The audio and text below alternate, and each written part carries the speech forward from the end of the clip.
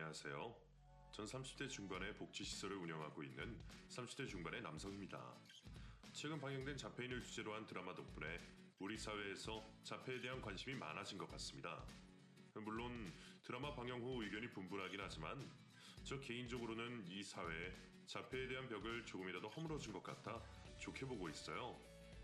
아무래도 일반 사람들에게는 장애인들에 대한 복지 부분이 무관심한 분야라 법과 제도적으로 미흡한 부분을 개선시키는데 여간 힘든 일이 아니었는데 드라마로 인해 쏠린 관심으로 조금이나마 논의가 활발해지기 시작했거든요. 하지만 아직도 고쳐나가고 세워야 할 법과 행정이 너무나도 많습니다. 특히 요즘에는 자폐인들이 범죄에 이용당하는 경우가 많아 더더욱 빠른 대책이 필요하죠. 아마 시사 프로와 뉴스에서 많이들 보셔서 아시는 분들은 아실 거예요. 오늘은 그런 범죄들 중 제가 직접 겪고 당했던 일에 대해 설명을 해볼까 합니다. 전 유복한 집안 환경에서 형과는 나이차가 많이 나는 막내로 태어났습니다. 저에 대한 첫 설명만 듣는다면 집안의 예쁨을 독차지하고 자랐을 것 같지만 현실은 정반대였어요. 아주 어린 저보다 더 많은 관심과 도움이 필요했던 형이 있었거든요. 저희 형은 사람들이 흔히 말하는 자폐아였습니다. 사회적 상호장애, 의사소통장애, 반복적 행동장애 이렇게 세 부분의 지표로 중증도를 나누게 되는데 저희 형은 세 가지 중증도가 모두 높은 자폐아였어요. 흔히들 자폐아를 떠올리시면 생각이 나는 그런 아이였죠. 자연스럽게 부모님께서는 형을 더 많이 챙길 수밖에 없었고 저는 부모님 관심에서 멀어질 수밖에 없었습니다. 물론 부모님께서도 일을 하시고 저에게 잘해주려고 하셨지만 형이 성장을 할수록 점점 통제를 하기 힘들어 하셨고 두 분 모두 형 하나만 챙기는 것도 벅차하셨어요. 결국 저를 위해 보모를 고용하시게 되었고 전 부모님보다 부모와 더 많은 시간을 지내며 자라게 되었죠. 어린 나이였던 저는 주변 사람들과 전혀 다른 방식으로 의사를 표현하는 형이 싫었습니다. 거기다 부모님의 관심을 형 때문에 모두 다 빼앗겼다고 생각하니 형을 미워할 수밖에 없었죠. 딱히 형이 저에게 잘못을 한 건 없었지만 전 형을 부모님 몰래 약올리고 괴롭혔습니다. 의사소통이 거의 불가능에 가까운 형이라는 걸 자라면서 알게 되었던 저는 형을 괴롭히는 행동을 더 심하게 했었죠. 고통스러워하는 형과 어쩔 줄 몰라하는 부모님을 보며 좋아했었던 저를 생각하면 어린 나이지만 정말 너무 못된 짓을 했다고 생각을 합니다. 나중에 시간이 흘러 학교를 들어간 이후에는 형을 직접적으로 괴롭히지는 않았지만 항상 무시로 일관을 하며 제 가족이라는 걸 부정을 했었고요. 오히려 형이 없는 아이처럼 저희 가족과 집을 숨기고 포장했죠. 친구들에게 알려지는 게 무섭기만 했습니다. 그래서 동네에서 형과 부모님을 보면 일부러 멀리 돌아가기도 했고 모른 척을 했어요. 친구들도 집에 부르지 않았고요. 학교에서 가족에 대한 이야기 또는 과제가 있을 때면 항상 형이 없는 가정을 말하고는 했습니다. 다른 사람들에게는 형의 존재를 비밀로 하며 학교 생활을 이어갔죠. 그래도 어떻게 초등학교 때까지는 형의 존재를 친구들에게 숨기고 지낼 수 있었습니다. 문제는 중학교에서 생기게 되었죠. 학기 초 교무실에서 담임선생님과 학급 전원이 돌아가면서 하는 평범한 면담을 하고 있었어요. 이전에 저희 부모님과 대화를 나누셨던 선생님께서는 저희 집 사정을 알고 계셨고 그런 이유로 조심스럽게 형에 대한 이야기를 저에게 하셨죠. 그 면담 내용을 우연히 다른 반 친구가 듣게 되었고 이를 소문내기 시작했습니다. 이제 막 중학교를 입학한 아이들이다 보니 생각하는 건 초등학생 어린아이와 다름이 없었어요. 다른 사람에게 상처가 될 수 있는 주제가 그 아이들에게는 상대를 놀릴 수 있는 가장 재미있는 주제였죠. 수업 시간에 제 이야기가 전학급에 들어왔고 같은 학교를 나왔던 친구들은 처음 듣는 이야기에 저를 보고 거짓말쟁이라며 놀리기 시작했어요. 그렇게 몇 날 며칠을 거짓말쟁이와 자폐아를 형으로 둔 아이를 학교에서 놀림을 받고 있었죠. 부모님에게 도움을 요청할 수 있었겠지만 그때 저에게는 이 모든 일이 형과 부모님으로 생긴 일이라고 생각했기 때문에 저 혼자 버티는 수밖에 없다고 생각했습니다. 그래서 집에 있는 시간도 화가 날 수밖에 없었죠. 제가 부모님과 형 때문에 학교에서 놀림을 받고 있는데 저를 제외한 가족들은 똘똘 뭉쳐 형의 작은 행동에도 웃으며 행복해하고 있었으니까요.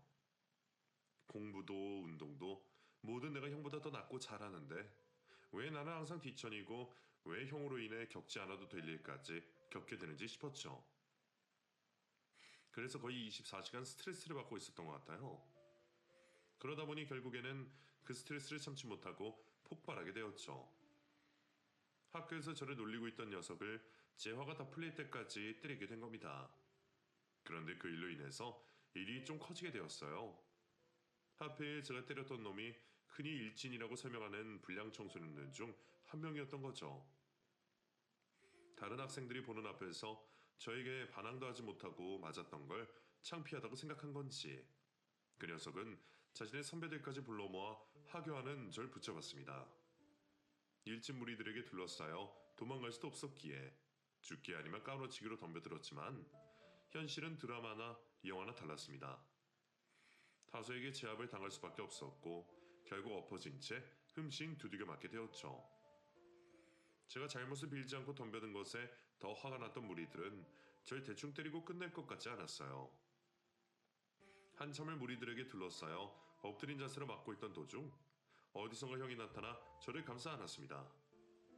형의 갑작스러운 등장으로 인해 저를 때리던 무리들 모두 당황을 했고 잠시 일방적인 폭력이 멈추게 되었죠. 그리고 곧바로 형의 발작이 시작되었어요.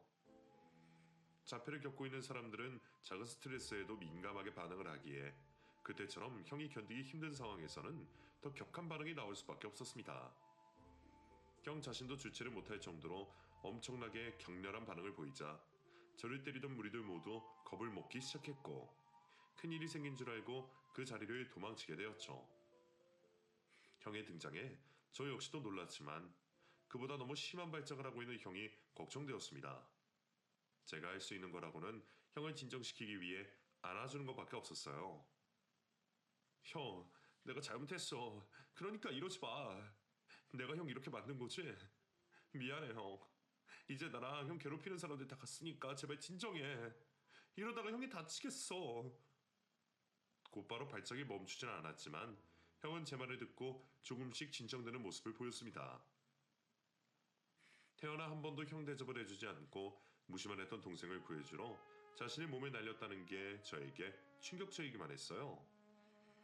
자폐아라고나 하나 자신에게 벌어지고 있는 상황을 모두 다 인지한다는 걸 부모님께도 알고 있었던 저였기에 형의 행동은 더 큰 충격으로 다가올 수밖에 없었죠. 형도 저를 싫어하거나 먼 가족점으로 생각하는 줄 알고 있었는데 이번 일로 형의 마음을 들여다볼 수 있었습니다. 형에게 고맙기도 했지만 미안한 마음이 더 컸어요. 지금까지 제가 형에게 해온 모든 행동들이 후회스럽고 너무나도 잘못한 것 같아 저 스스로가 미웠죠. 형, 미안해. 내가 지금까지 너무 많이 형에게 잘못을 했어. 내가 너무 멍청하고 나쁜 놈이라 아무 잘못도 없는 형을 미워했던 것 같아. 정말 미안해. 동영이는 동민이 형, 동민이는 동영이 동생. 그러니까 울지 마. 울면 미운 사람. 짧은 말이었지만 그 안에 들어있던 형의 마음을 다 알 수 있을 것 같았습니다. 울지 말라며 불안해하고 있는 형을 안고 한참 동안을 있었죠. 그날 형의 손을 처음으로 잡고 집까지 걸어갔습니다. 그리고 그날 있었던 일들과 제가 지금까지 품고 있었던 감정을 부모님께 말하며 잘못했다 말하게 되었죠. 부모님께서는 눈물을 흘리시며 저와 형을 안아주셨고 모든 게 자신들의 불찰이라고 말씀하셨어요. 형과 부모님에게 너무 큰 상처를 준 것 같았습니다. 그래서 그날 이후로는 다시 태어난 저로서 살기로 했죠. 이제 저도 형을 위해서 그리고 부모님을 위해서 살기로 했습니다. 모든 우선순위 위에 가족을 두기로 했고 형과 많은 시간을 보내려고 했죠. 정말 대부분의 시간을 형과 보냈다고 말할 수 있을 정도로 형과 우애를 다지며 지내게 되었고 그건 제가 대학을 들어가서도 마찬가지였어요. 대학교 1학년을 마치고 군대를 간 후에도 저를 그리워하는 형을 생각해서 매일 출석을 하듯 형에게 전화를 하고는 했습니다.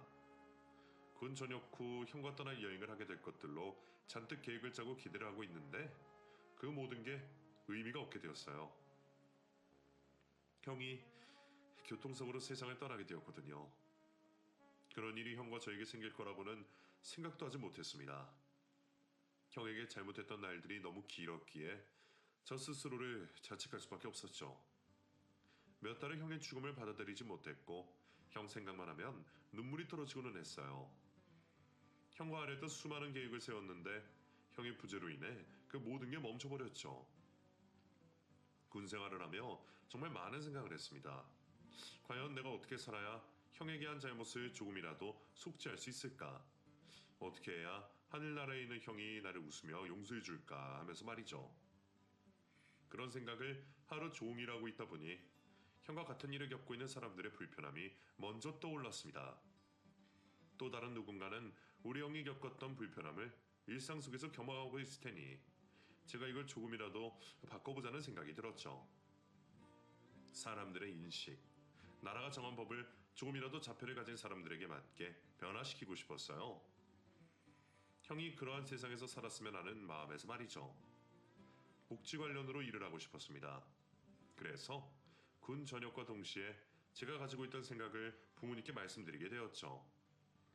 그리고 전과를 하여 복지와 관련된 전공을 하게 되었어요. 동시에 자폐에 관련된 공부를 하게 되었죠. 이후 대학을 졸업한 저는 여러 단체를 옮겨 다니며 자폐를 가진 사람들에게 도움을 주기 위해 일을 하게 되었고, 조금 더 전문적이고 저만의 방식으로 도움을 주고자 부모님께 도움을 받아 복지단체와 시설을 건립하게 되었습니다. 이후 사회활동을 하며 제 도움이 필요한 곳에 발벗고 찾아다니게 되었죠. 이후 시간이 지나자 제가 운영하는 단체는 제법 규모도 커지게 되었고, 저희들의 도움을 필요로 하시는 분들도 많아지면서 왕성하게 사회적 활동을 해나가고 있었습니다. 개헌한 취지에 맞게 발달장애, 자폐를 겪고 있는 분들과 가족들을 위한 상담, 교육, 보호시설을 운영하고 있었고, 이분들에게 가장 도움이 될 수 있는 법과 제도, 행정이 미흡한 부분을 개선하려 대외활동들도 하고 있었죠. 그렇게 형을 기리며 바쁘게 사회활동을 하고 있을 때였어요. 대외활동을 하고 시설로 돌아와 밀려있던 업무를 보고 있던 중에 저희 직원 한 분께서 난감한 표정으로 제게 다가왔죠. 저 이 선생님, 오전부터 이 선생님이 찾아오신 분이 있는데요. 제가 결정할 수 없는 일이라 좀 난감해서요. 네, 말씀해 보세요. 그게 찾아오신 분께서 저희 시설에서 일을 하고 싶다고 오셨거든요. 제가 구인 공고를 하게 되면 사이트에 공지 올린다고 말씀드렸는데도 대표이신 이 선생님과 말씀 나누겠다고 무작정 기다린다고 하셔서 밖에 계시는데, 직원분은 많이 놀라신 듯 보였지만 전 이전에도 종종 겪었던 일이라 크게 당황하진 않았습니다. 비영리 단체이다 보니 누군가를 돕겠다는 순수한 열정을 가지고 일을 할 수 없겠냐며 찾아오시는 분들이 꽤나 많았어요. 그분들의 마음을 누구보다 잘 알고 또 감사했지만 오시는 모든 분들을 직원으로 받을 수 없었습니다. 비영리 단체이다 보니 오히려 더 철저하게 회계와 재정을 신경 쓸 수밖에 없었어요. 거기다 직접적으로 불편을 겪고 있는 분들을 대하는 일이다 보니 열정과 능력 둘 다 검증을 해야 했죠. 그래서 공고 후 정식 절차를 거친 직원 외에는 따로 뽑지 않고 있었습니다. 그래서 이번에도 저희 사정을 말씀드리고 거절하려고 그분을 만나게 되었죠. 그런데 그 여성분은 단순히 남을 돕고자 저희 시설에 지원한 게 아니라며 저에게 호소를 하셨어요. 물론 저희 입장에서는 항상 일손이 부족하니 이렇게 도움을 주고 싶다고 와주시면 감사합니다. 그런데 비영리 단체이다 보니 월급도 다른 곳에 비하면 턱없이 적고요. 지금은 저희 예산에 딱 맞춰서 운영을 하고 있어서 자리를 만들기가 쉽지가 않네요. 솔직히 말씀드리면 이쪽 일에 처음이라는 것도 걸리고요. 이 일이 남을 돕고 싶다는 마음만으로는 이게 할 수가 없는 일이었어요. 자리가 있더라도 지금 저희가 필요한 남성분이거든요. 직접 자폐를 겪고 있는 분들을 대하는 일이라 이 육체적인 힘이 뒷받침되는 분이 필요하기도 하고요. 죄송합니다. 나중에 자리가 나서 유미 씨 도움이 필요할 때가 생기면 잊지 않고 꼭 연락드리도록 하겠습니다.